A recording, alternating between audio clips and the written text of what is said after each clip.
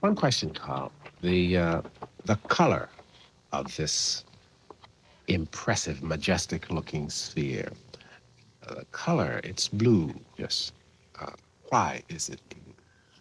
There's two reasons why Neptune is blue.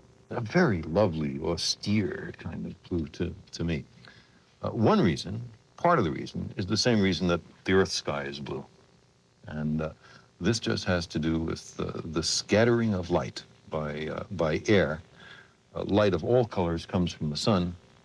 Blue light is preferentially bounced around by the air molecules. And so that makes the sky blue in all directions. The red light doesn't get bounced around, and so it preferentially comes through. That's why when you see the sun setting, the blue light gets scattered out of the beam, the red light stays in, and the sunset looks red.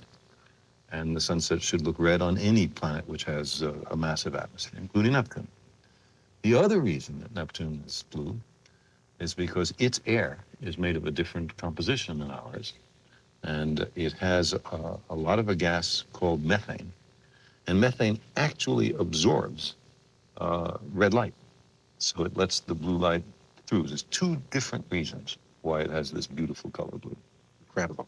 The planet Neptune has an interior, correct, that somehow generates heat. What is that? What is the composition of that interior? You're asking hard questions. We can only see the outside. Yeah. So our compositional information, direct compositional information from the light that bounces off Neptune is restricted only to the outside. We have a basic understanding of what kind of stuff there is in the universe and some very halting and preliminary understanding of how worlds form. And on the basis of that, we can calculate what the stuff ought to be deep inside. I don't have huge confidence in this because, we've never been deep inside. The reason for the heat that it's giving off is that, so to say, Neptune is not yet finished being formed. When planets are formed, matter is falling in, attracted by their mutual gravitational attraction. And in the case of the Earth, of course, it has long since completed its formation. But the gas giants are still gravitationally contracting. And the heat that is generated by this still slow collapse is thought to be responsible for what is radiating out from Neptune. Triton, where is that picture of that remarkable place? This picture, it looks to me like a freeway, a nest of freeways coming together at one intersection. It seems like an X. It also seems like deep valleys running in a line, Mm-hmm. and then another deep valley running for apparently thousands of miles, and it crosses the other. Mm-hmm. You see, the width of the highway is maybe 10 miles. It's a 10-mile wide highway. So if this is a highway, they got big cars. This is complex ice geology. It's a low temperature world with overlaid with many different kinds of ice, methane ice, nitrogen ice, probably some ordinary water ice as well, although we haven't been able to find any. And there are energy sources inside. Mm-hmm. And so things get melted. Pieces of the crust collapse. There are the hot place in the local spring and summer makes huge amounts of ice vaporize and rush away to the cold part of the world. And that cold world gets enormous amounts of snow on it, these exotic snows, methane and nitrogen. And that uncovers material over where the snow evaporated from. And that happens on short periods of time. The season on Triton is about 100 years. The year for seasons is about 100 years long. There are countless numbers of radio waves, sizes, frequencies, etc., in the atmosphere, everywhere, not only within the atmosphere of the Earth, but beyond the Earth, radio waves and sounds.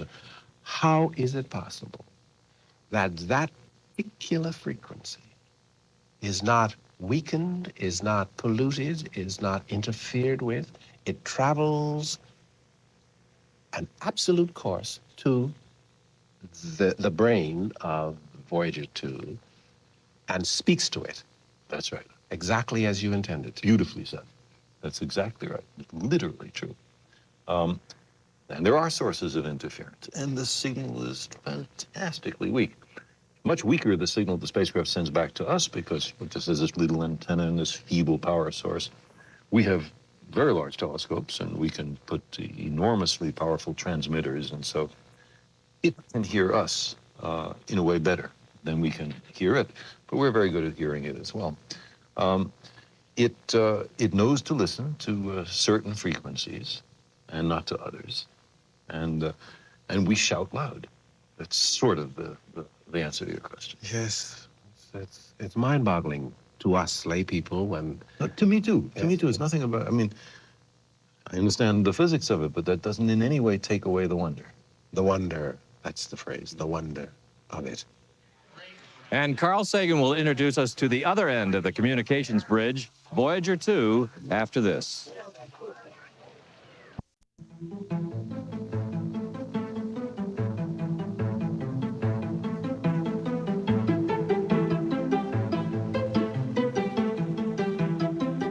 The men and women of Voyager have been working with this spacecraft for more than a dozen years, tweaking its performance to ever greater achievements. And when you live with something over a long period of time, you tend to endow it with a personality. This is it. This is an exact replica of the Voyager spacecraft. As you can see, it would fill a good-sized living room, except when it's launched, all of these booms and projections are folded up to fit inside the rocket, and then in interplanetary space, they open up. Voyager is a fairly intelligent robot. It has an onboard computer that's constantly being reprogrammed by commands from Earth, but it knows to do a lot of things by itself, and it also knows if it gets into trouble, to call home for help. The whole spacecraft is powered by this thing. A radioactive power source contains plutonium. The plutonium decays, makes heat. The heat is converted into electricity, and the electricity powers everything else.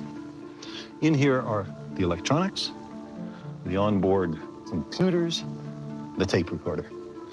All of the instructions that the spacecraft receives come in through this great dish-shaped antenna.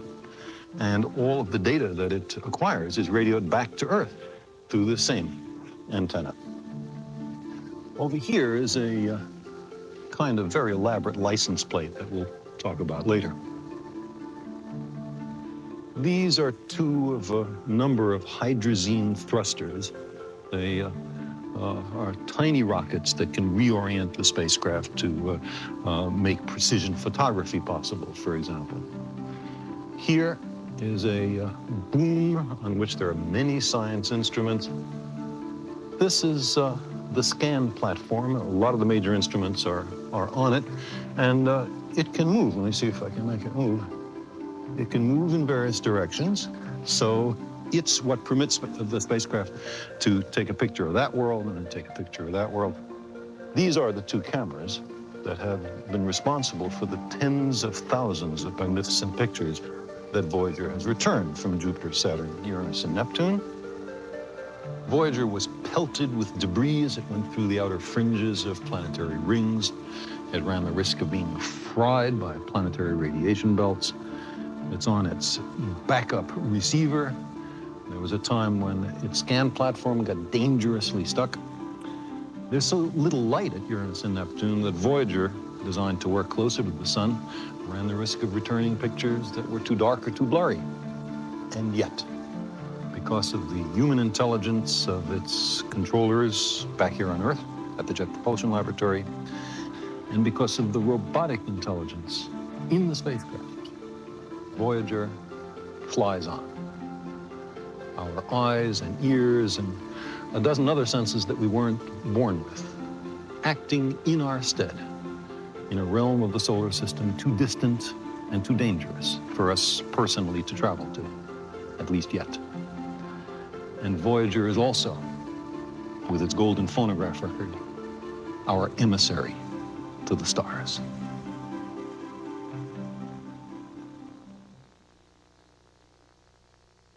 I feel elated about it. It's like watching a child that you gave birth to grow up and mature and suddenly solve some of the major problems of the world, and it makes you feel very proud and wonderful. Voyager's become an elderly relative. The cameras are failing in health.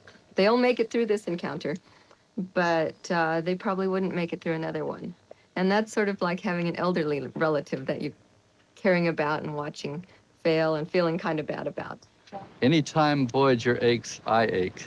When we see little hiccups and we have to figure out ways of sending a small amount of medication to the spacecraft, it's fun to be able to do that in a way that the spacecraft continues to operate as it should.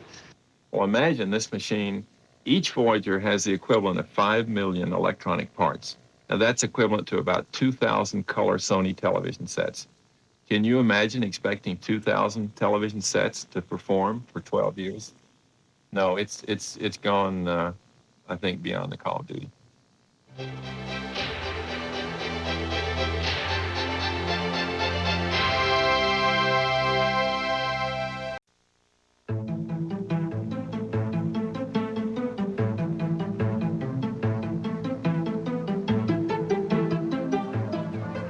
We're back in the midst of one of the most unusual wrap parties ever given in honor of the men and women of Voyager by the Planetary Society. We've been hearing recollections of past mission managers, but the tradition of achievement kept alive here and at other NASA centers and universities across this country and around this planet also looks to the future. Carl Sagan tells us where some of those missions might go. With Voyager 2 at Neptune, every planet in the solar system, except tiny Pluto, has now been examined by a robot explorer from Earth. We shortly will begin the second phase of planetary exploration, in-depth studies of the most interesting worlds. Magellan, now on its way to Venus, will see through the opaque clouds and map its hidden surface in unprecedented detail. In October, Galileo will be launched to Jupiter. When in orbit around the giant planet, it will make many close passes to its moons. And earlier, drop off a probe, which for the first time will enter into the atmosphere of a giant planet. Awaiting approval from Congress is a trailblazing dual mission called Cassini. One spacecraft, instead of flying by a comet at 75 kilometers a second, which is all we were able to do when Halley's Comet last came by, will rendezvous with the comet, follow it around the sun, and observe its true nature. And the second spacecraft, Cassini, to be built jointly with the European Space Agency, will orbit the planet Saturn and drop a probe into the organic, rich atmosphere of its moon Titan, parachuting down to the surface to examine the hydrocarbon oceans, if they really exist. The other leading spacefaring nation, besides the United States, is the Soviet Union, with many exploratory firsts to its credit. The Soviets have announced that the exploration of Mars is to be the focus of their future missions. And in his July 20th speech, President Bush announced a similar focus for the United States. A manned mission to Mars. Both the Soviets and the Americans have announced eventual flights of men and women to Mars, a world of wonders. Many people have suggested, to save costs and to engage the superpowers in a great shared endeavor, that they explore Mars together. Cooperation could begin slowly to test the waters. The American Mars Observer satellite, due to be launched in 1992, is now planned to relay data from the Soviet Mars balloon and Mars lander mission due to be launched in 1994. The two nations might cooperate with roving vehicles and missions to return samples of Mars back to Earth by the end of the century. And then, perhaps by the first decade of the new millennium, a joint expedition of Americans and Soviets, and Europeans and Japanese and others, to Mars. The first footfall on another planet in human history. The opening of a new age of exploration and discovery.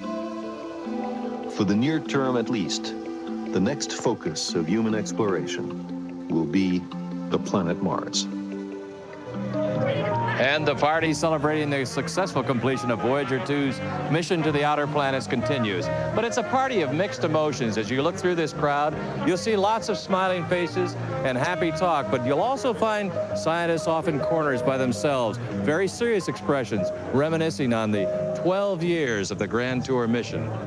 And we'll be back with more on Voyager 2 and the Gala Party after this.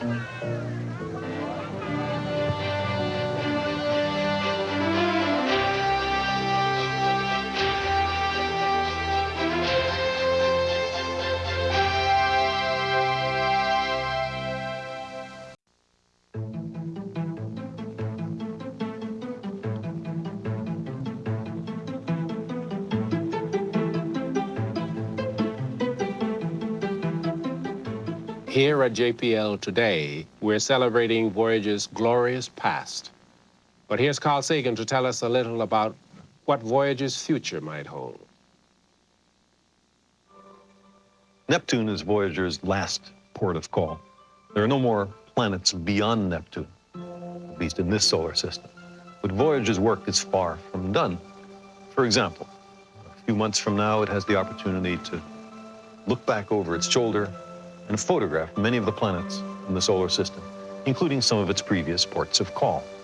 In one opportunity, next March, the planets will be spread out like jewels on velvet. Saturn and Jupiter over there to the right of the sun. To the left of the sun, you can see Mars. That's the red one. Venus. And then over there at the extreme left, you see that little blue dot? That's us. That's the Earth. That's home. A tiny point of light set against the background spangle of the Milky Way. If photographs were taken at much greater distances, the Earth would become fainter and fainter until lost altogether. Long after the last pictures are taken, long after the radioactive power source runs down and Voyager can no longer call home, long after she's broken entirely free of the gravitational shackles that bind her to the sun, the spacecraft will press on at 1,000,000 miles a day. Nothing can stop her. About 20,000 years from now, she's destined to complete her long goodbye to the solar system and make for the open sea of interstellar space. Only then will phase 2 of her mission begin. It was known from the start that the Voyager spacecraft would leave the solar system. It was destined to wander forever in the dark between the stars. So NASA invited a group of us to design a message to be affixed to the spacecraft. The message was intended for any interstellar spacefaring civilization which might one day encounter Voyager. As each of the 2 Voyagers left Earth for the planets and the stars, it took with it this message, a phonograph record encased in a golden mirrored jacket. The record contains greetings in 59 human languages. Hello from the children of planet And 1 Earth. whale language. A 12-minute sound essay of the evolution of life on Earth. 118 pictures and 90 minutes of music, the Earth's greatest hits, East and West, classical and folk, including a Navajo night chant, a Pygmy Girl's initiation song, a Japanese shakuhachi piece, Bach, Beethoven, and Chuck Berry singing Johnny Be Good. Space is so empty that there's virtually no chance that Voyager will ever enter another solar system, even if every star in the sky is accompanied by planets. The instructions on the record jacket, written in scientific hieroglyphics, can be read and the contents of the record understood only if alien beings, sometime in the remote future, find Voyager in the depths of interstellar space.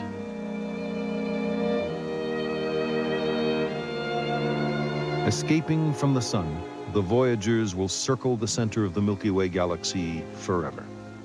And forever is a very long time. So maybe Voyager will, in the far future, be approached by some unimaginably alien civilization.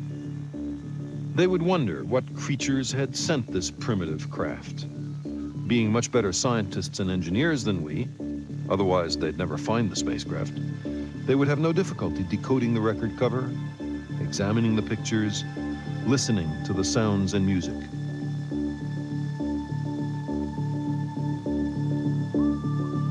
We do not know how much they would understand.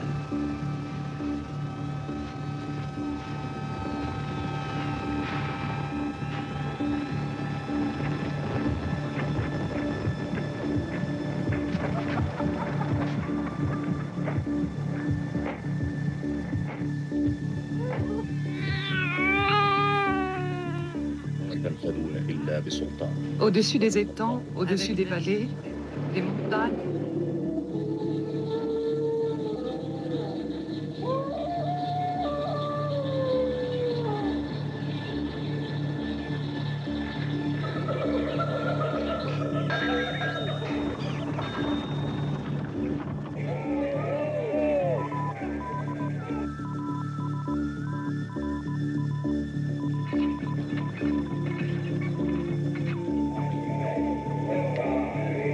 They would recognize the tentativeness of our society, the mismatch between our technology and our wisdom.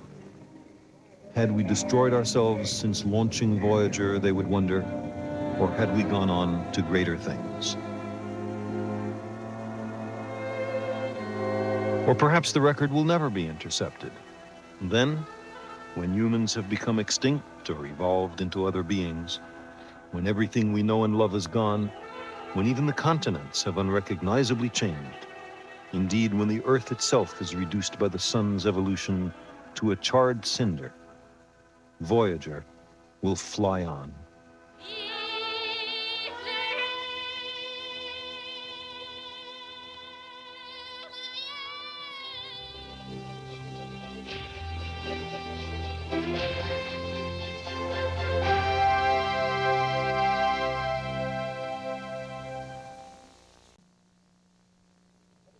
Every human culture has rites of passage. They mark the transition from one stage of life to another. We are gathered here to celebrate Voyager's rite of passage. A machine designed, built, and operated right here at JPL has broken free of the sun's gravity, explored most of the worlds of the solar system, and is now on its way to the great, dark ocean of interstellar space. Carries a phonograph record of greetings, pictures, and the world's great music to any beings who might one day encounter it. The men and women responsible are gathered here. They are heroes of human accomplishment. Their deeds will be remembered in the history books. Our remote descendants may live on some of the worlds first revealed to us by Voyager. If so, those descendants will look back upon us as we look on Christopher Columbus. Voyager left a planet blighted and imperiled by nuclear weapons, climatic change, poverty, injustice. The species that launched her was a danger to itself. But Voyager has given us a stirring cosmic perspective. We have seen evidence of the destruction and reconstitution of worlds. We have witnessed the early building blocks of life assembling themselves. But we have found not a trace, not a hint of life itself. Voyager reminds us of the rarity and preciousness of what our planet holds, of our responsibility to preserve life on Earth. If we are capable of such grand, long-term, benign, visionary, high-technology endeavors as Voyager, can we not use our technological gifts and long-term vision to put this planet right? Perhaps the Neptune flyby marks not just Voyager's rite of passage, but the beginning of our own, the binding up of the peoples and nations and generations to take care of one another, to cherish the Earth, and bravely to venture forth in the footsteps of Voyager to the planets and the stars.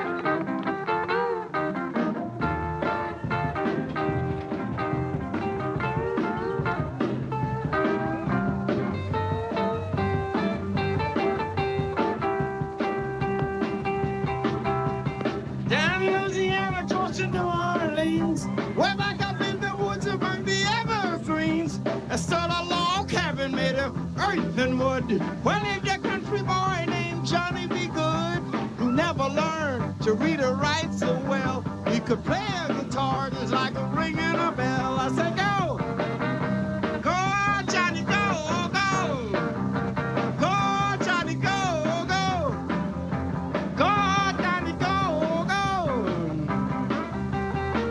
I say go, go, go, Johnny be good. Mother told me someday you're gonna be a big man, and you're gonna be the leader of a big old band. Many people coming from miles around to hear you play rock when the sun go down. Maybe someday your name will be in line saying, Johnny be good tonight. I say go, go, go. Go! Go! Go! Go! Go! I say go! Go! Go! Go! Boys, you go!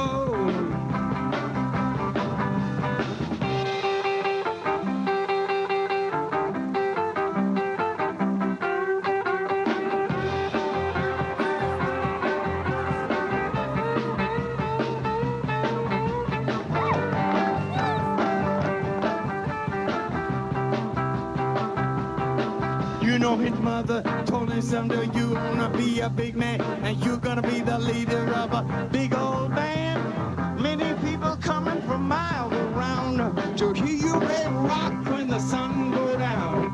Maybe someday your name will be back in line saying, Johnny be good tonight. Everybody, I say go!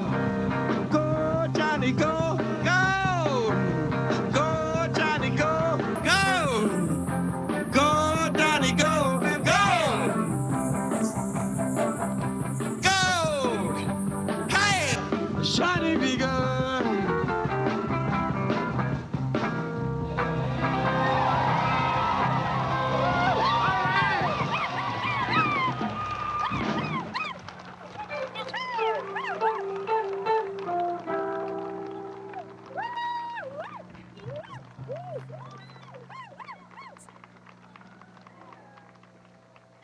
Voyager, way out there past Neptune. Go, Voyager, go. Showing a mini moon.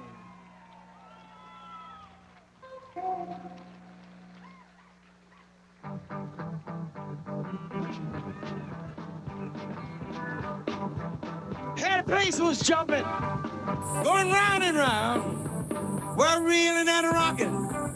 What a crazy sound. You know they never stop a rocking. Till the moon went down. Oh, it sounds so sweet. Had to take me a chance. Rose out of my seat. Just had to dance. Started patting my feet, clapping my hands. Well, the joint started rocking. Reeling round, reeling and rocking. Crazy sound. They never stop rocking. Till the moon went down. Oh, it sounds so sweet. Had to take me a chance.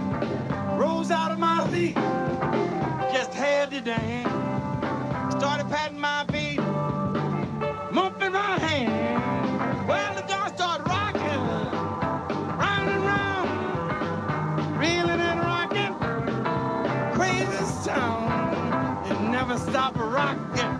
Till the moon went down. Was 12 o'clock. And the place was packed. Front door was locked, but the side was cracked. When the police knocked, both doors went back.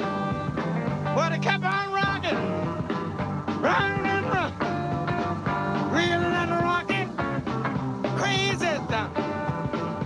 Reeling and rocking, till the moon went, whoa, whoa, whoa, whoa, sound so sweet. Take me a chance out of my seat. Had the dance, cut my feet, cut my hands. Whoa, go Voyager.